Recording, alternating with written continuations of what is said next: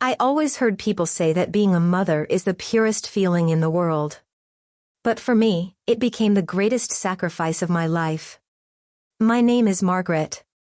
My world was never big, but it was peaceful. A small house at the edge of a quiet town. An old tree shading our porch. And a window at the back where I used to hear my little boy laugh while playing in the yard. When my son, Alan, was born, I made myself a promise. That I'd never let him feel the pain I had once known. No matter what the world took from me. I would never let it take his smile. My husband, Charles, was a quiet, hardworking man. We didn't have much, but we had each other. He used to say, "Margaret, happiness isn't something you buy, it's something you give." And I would just smile, because I knew he was right. One evening, he placed a small box in my hand. Inside was a shining silver ring. He said softly, "This ring, it's the symbol of our life together.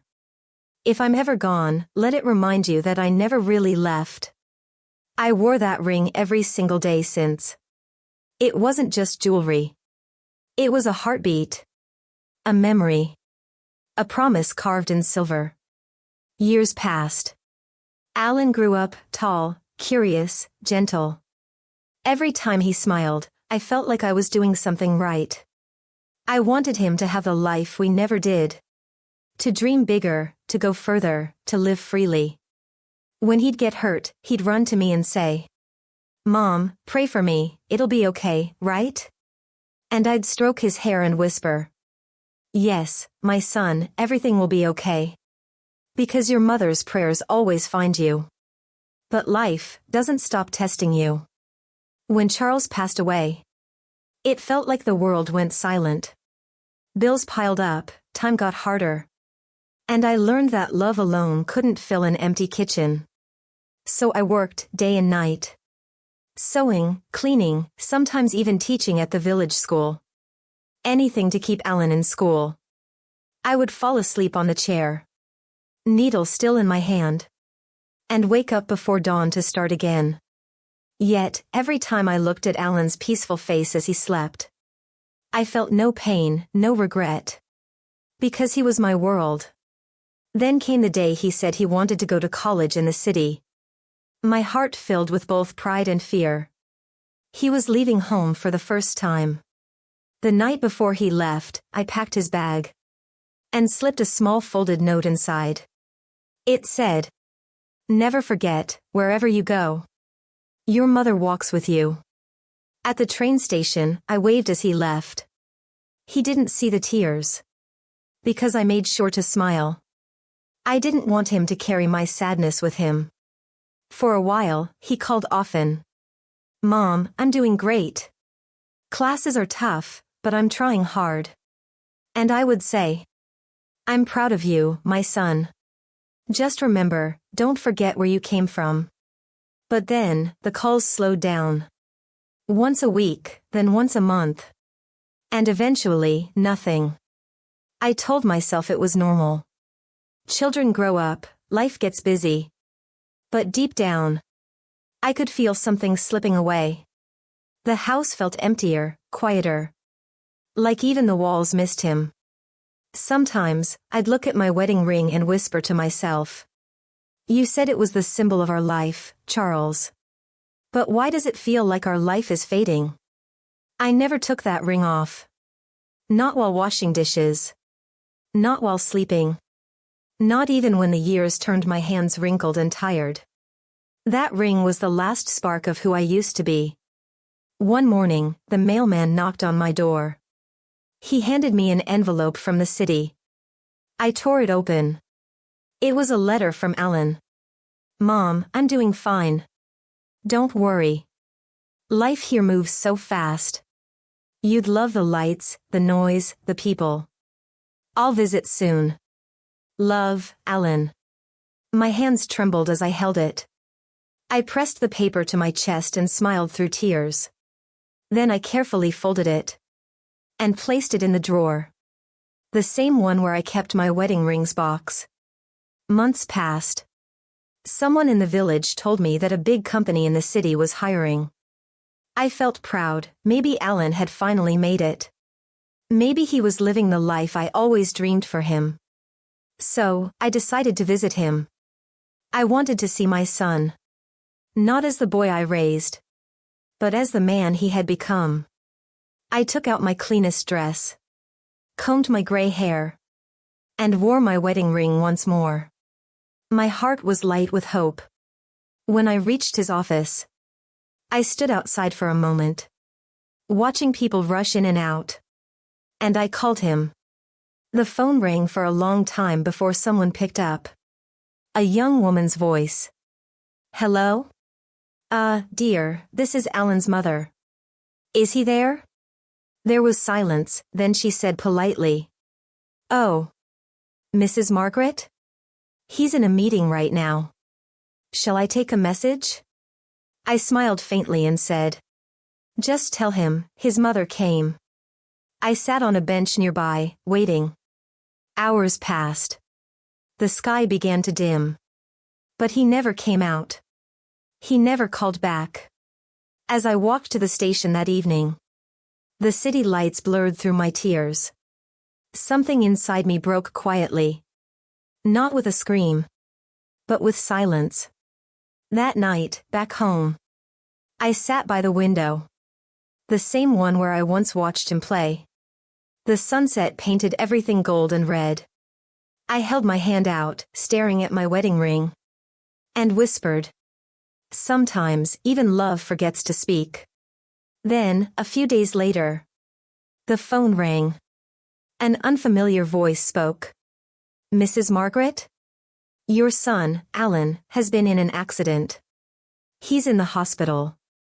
My body froze. My breath stopped. Is he alive? I stammered. Yes, the voice said. But his condition is critical. The phone slipped from my hand. I sat there, trembling. My eyes fell on the silver ring still shining on my finger. The last gift from the man who once promised to never leave me.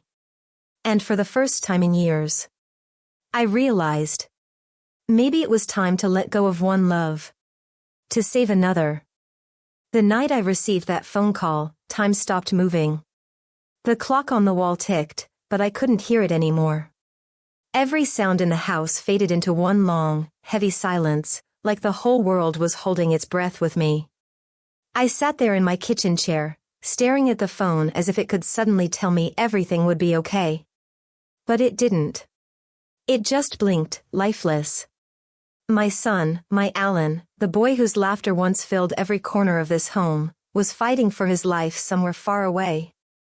And I was sitting here, powerless, counting the seconds. I wanted to leave immediately, to catch the first bus, the first anything that would take me to him. But when I reached for my purse, I found what I already knew. There was almost nothing left. A few crumpled bills. Some coins. Enough for maybe a short ride, not a whole journey. The hospital was in the city, hours away. The city where my son had gone to build a life. And forgotten the hands that built his childhood. I stood up, looked around my house, the same old walls, the worn-out curtains, the framed photo of Alan's 10th birthday. Everything in that room whispered memories. I felt tears burn behind my eyes, but I didn't cry. I couldn't afford to. Then my gaze fell upon the drawer near the window, the one I kept locked all these years. Slowly, I opened it. Inside lay the small velvet box, faded with age. When I lifted the lid, the silver ring caught the dim yellow light of a lamp. It still shone. Charles's ring. My wedding ring. The only thing I'd never let go of. His voice echoed in my mind, clear as if he were standing beside me. If I'm ever gone, let it remind you that I never really left. For a long time, I just held it in my palm. It felt warm, almost alive. That ring had been with me through everything, through laughter, through grief, through endless nights of work and prayer. But now, my son needed me. And love, real love, sometimes demands that we let go. I wrapped the ring carefully in a small handkerchief and placed it in my pocket. Then I grabbed my old shawl, the one Charles used to tease me about for never replacing. I locked the door behind me and stepped into the night. The air was cold. The road was empty. I could hear only the sound of my own footsteps, soft, trembling, but determined. At the end of the lane stood a jewelry shop. It used to close early, but tonight, by some strange mercy, a light still burned inside. I hesitated for a moment, then pushed the door open. The bell above the frame chimed softly. An old man looked up from behind the counter. His eyes widened when he saw me. "Mrs. Margaret? At this hour?" I nodded, trying to keep my voice steady. "I need to sell something." He frowned. "Sell? You mean, pawn?" Without answering, I unfolded the handkerchief and placed the ring on the glass counter. For a second, neither of us spoke. The silver gleamed under the light, delicate yet heavy with stories. His voice softened. "That's your wedding ring, isn't it?" "Yes," I whispered. It was. Now it needs to become something else, a ticket to my son.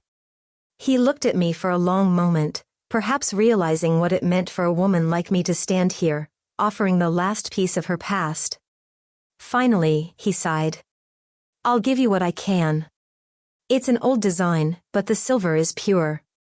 He weighed it carefully, then slid a few bills across the counter. It wasn't much. But it was enough. When I stepped back outside, the sky had begun to lighten, a pale gray before dawn. I looked down at my empty finger. It felt bare, exposed, as if I had lost a part of myself.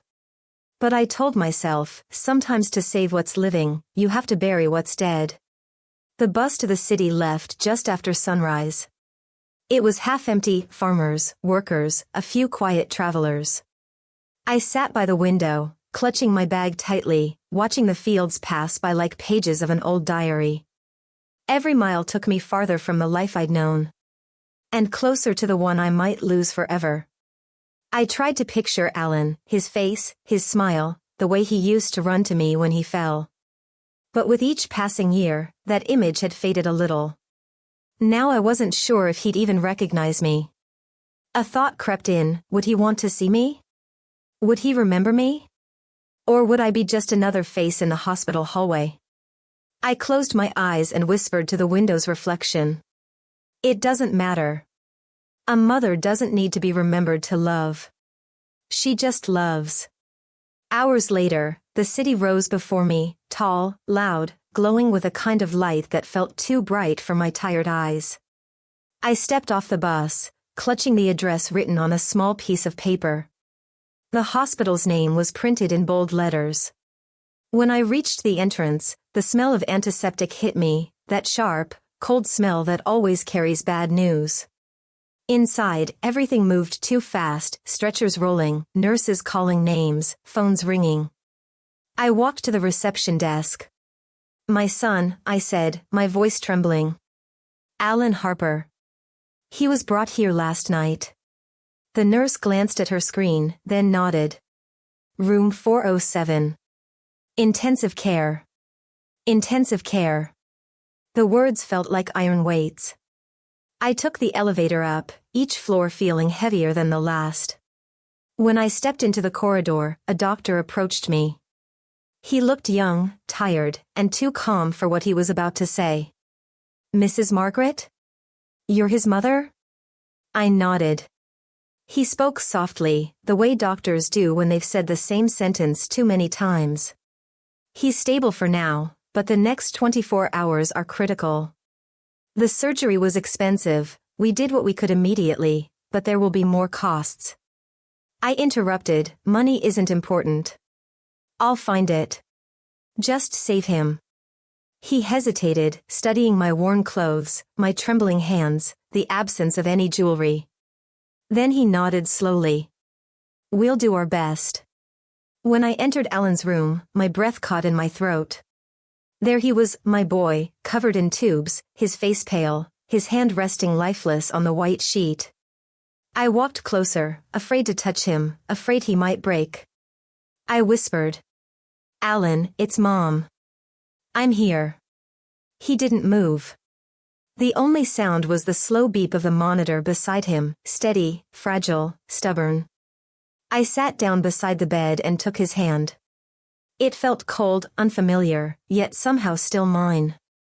The years between us dissolved in that moment. I remembered holding that same hand when he took his first steps. When he held his pencil wrong on his first day of school. When he hugged me goodbye at the train station. Now I was holding it again, but for dear life. Through the night I stayed there, talking softly even though he couldn't answer.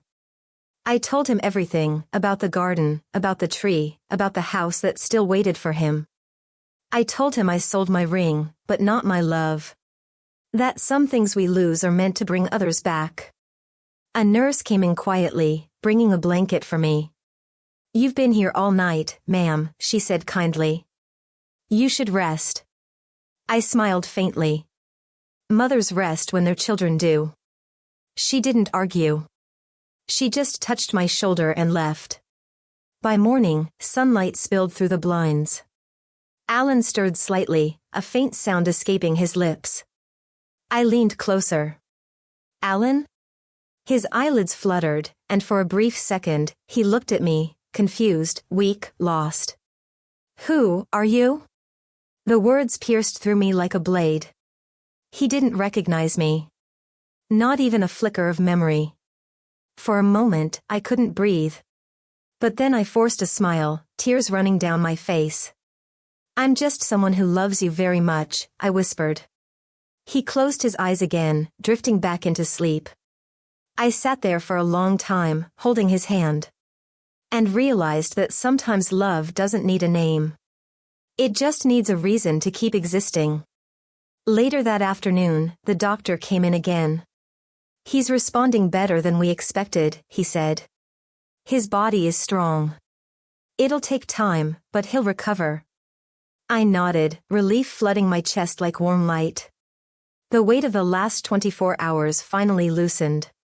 When the doctor left, I took out the crumpled hospital bill from my bag and stared at it.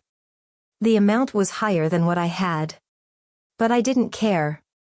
I'd find a way, clean floors, wash dishes, do anything, because I had already learned that love isn't measured in money. But in how much you're willing to give when you have nothing left. Days turned into weeks. Alan slowly began to recover. His memory came in fragments, faces, places, laughter.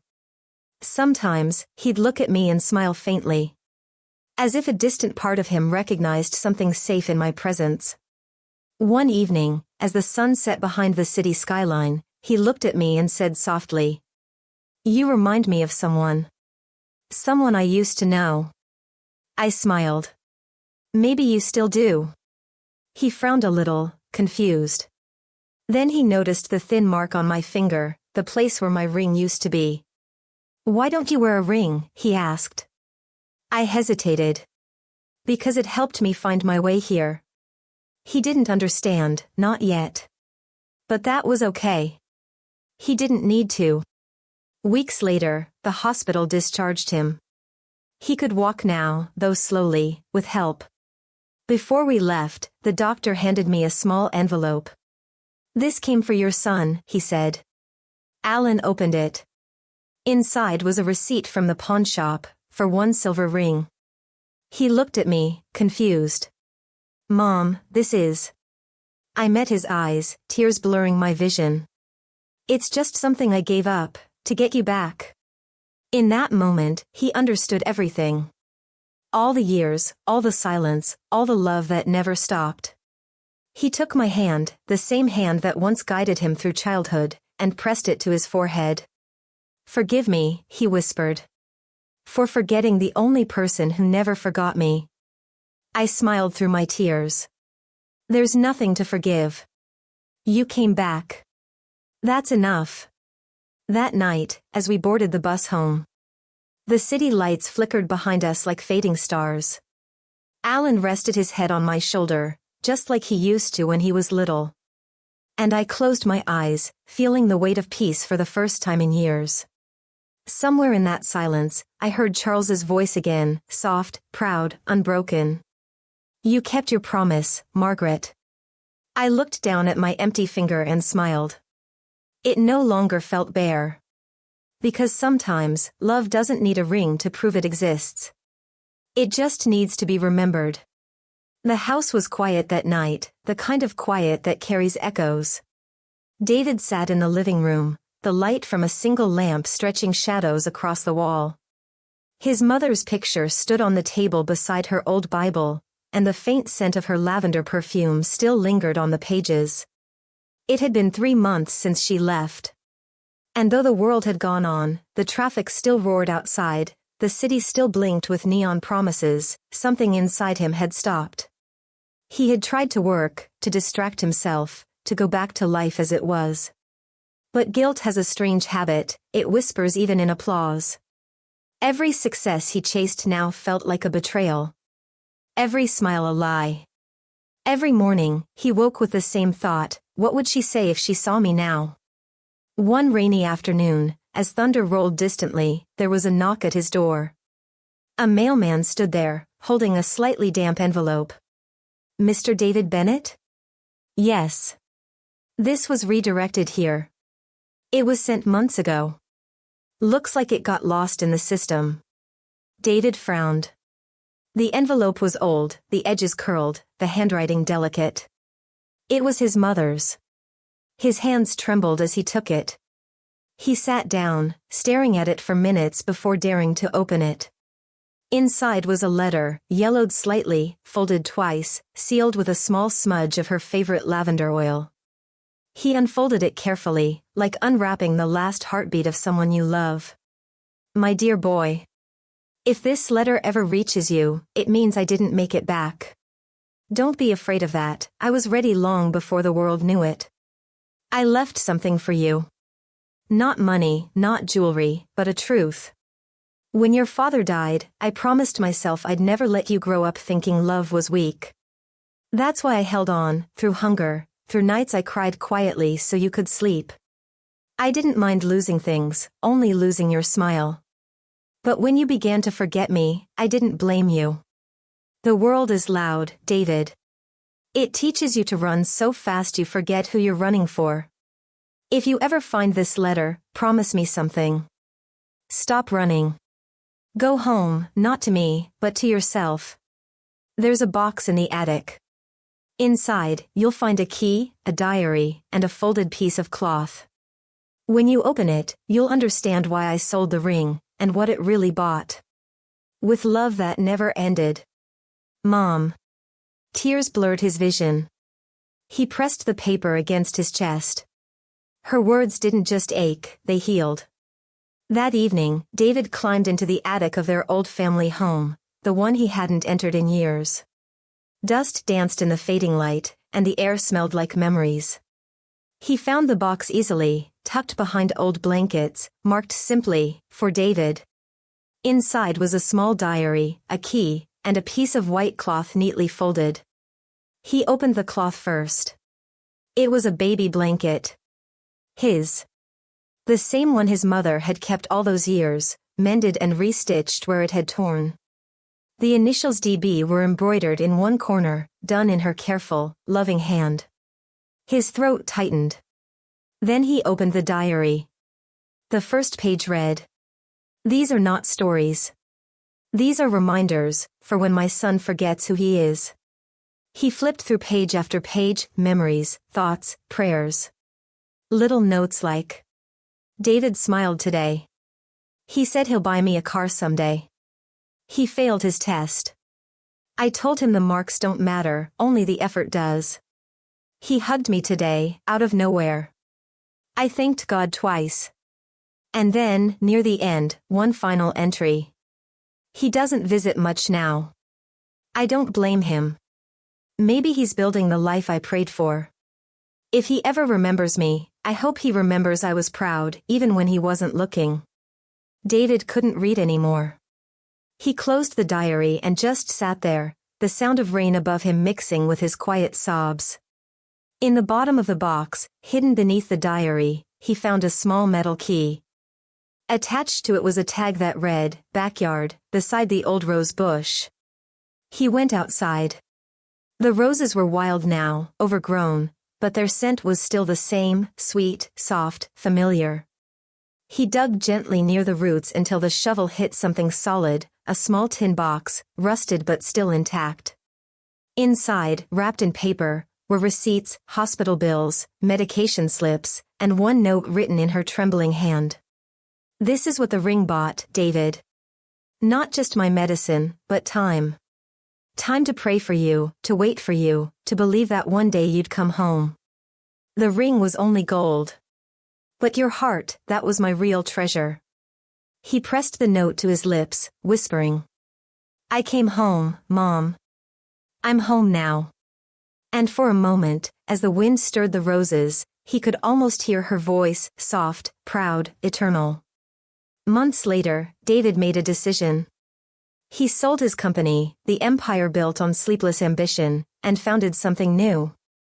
The Mary Bennett Foundation, for mothers who give everything.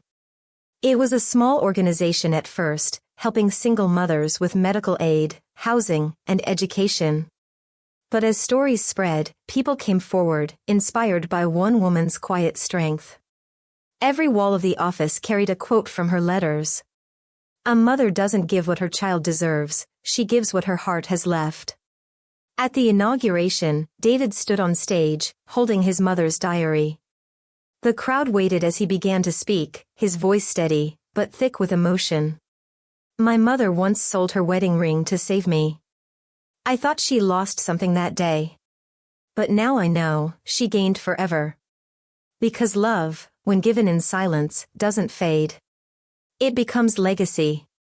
The audience rose in applause. But David didn't look up, he just looked at her picture on the screen, whispered, "You see, Mom? I finally learned what you meant." That night, he dreamed of her. She was sitting by the window, sunlight painting her face gold. She looked younger, peaceful. "David," she said softly, "do you still have the ring?" He nodded. "Then promise me one thing." "What?" "Don't wear it for memory. Wear it for meaning." And then she smiled, that same warm, unbreakable smile, and the dream faded into dawn. Years passed. David grew older, grayer, but calmer. Every Mother's Day, he'd visit the old house, now a shelter for struggling women. He'd place a single white rose on the porch and whisper, "You're still here." Inside the living room, framed on the wall, hung her letter, the very first one she sent to his office. "You wanted to fly, my son. I sold my wings so you could." He looked at it often, not with sorrow now, but with gratitude. Because he finally understood. She didn't just sell a ring. She bought him a life, and taught him what it truly meant to live. As he stood at her grave one evening, the sunset stretching gold across the fields, he whispered, "You know, Mom, I used to think I'd never forgive myself for forgetting you. But now I realize, you never needed me to remember your name. You just wanted me to remember your love." A soft breeze moved through the trees, and for a moment, he swore he heard her laugh. He smiled. For the first time in years, he wasn't alone. She sold her wedding ring to save the son who forgot her name. But in the end, that son rebuilt her legacy, and remembered her, not with tears, but with purpose.